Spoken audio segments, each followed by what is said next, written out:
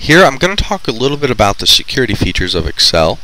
Particularly, I'm going to show you how to make it so that only a certain group of people can open the workbook and only a certain group can actually modify it. So what you're going to want to do first is go to the Tools menu up here, then select Options. If you don't see that immediately, click the two arrows pointing down and it should be at the very bottom. Now once on the Options window, locate the Security tab. It should be in the far right at the top.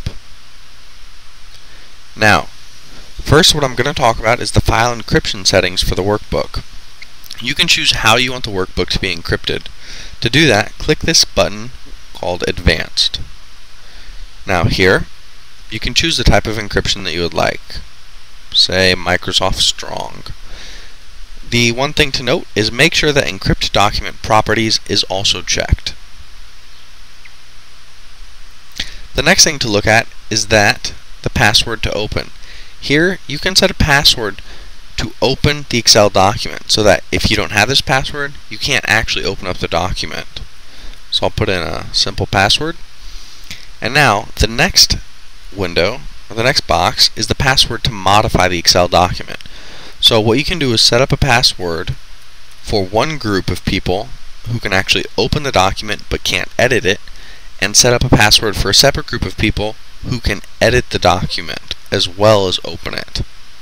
So that means you can have two different groups of people, one who create the document and others who only view the document.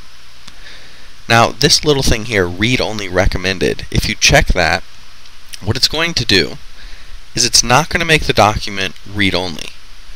It will make it so that when you open the document, it's going to prompt you that you should open the document as read-only, and it will give you a choice: open as read-only or open regularly. So you can do either one, but you don't have to open it read-only. So it doesn't force read-only on the people who open the workbook. Now the next thing to go to is the macro security button here. What this allows you to do is to determine what your computer does when it opens up a workbook that contains a macro. Now, most workbooks don't have macros, but some do. So you have a high, medium, and low setting. The low setting will simply allow you to have to use all of the macros that are in a workbook without prompting you.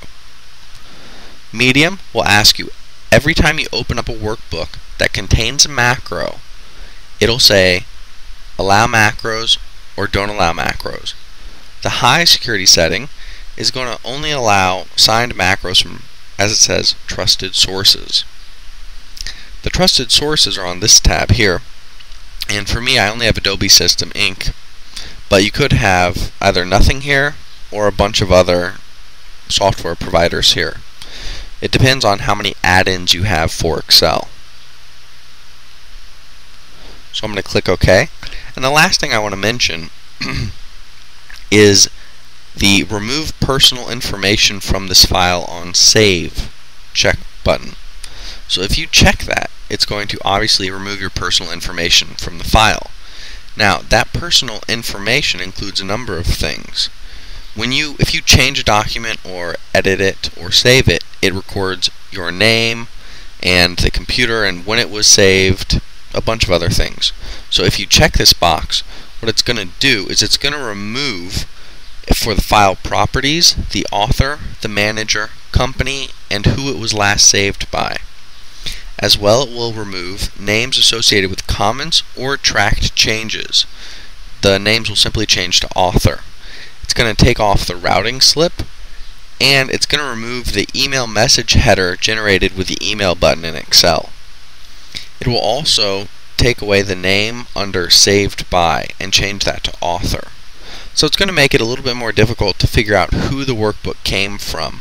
And if you're posting stuff to the internet, this may be a good idea. So that's what you can do in terms of protecting your workbook and making it so someone can't access it. I'll show you real quick what it's going to look like if you save all of these. So if I have all three of these, password to open, password to modify, and read-only recommended checked, this is what it will look like when I try and open my document. I have to first confirm both passwords, Now I will close this. I'm going to save my changes. And then I'm going to choose the file I just saved. And here I have to use a password to open the file. Then I have a choice. I can enter a password to be able to edit the file, I can click cancel, or I can open it as a read-only. Now I have a password, so I will open it for editing and click OK. Now this popped up because I selected the read-only recommended. If you have password to open and password to modify the Excel workbook, you really don't need to check read-only recommended, but this is just to illustrate what happens. It says printing. It says the name of the file should be opened as read-only unless you need to save changes to it. Open as read-only. No. So it gives you the choice, but you don't have to open it as read-only. And those are some of the security settings for Excel.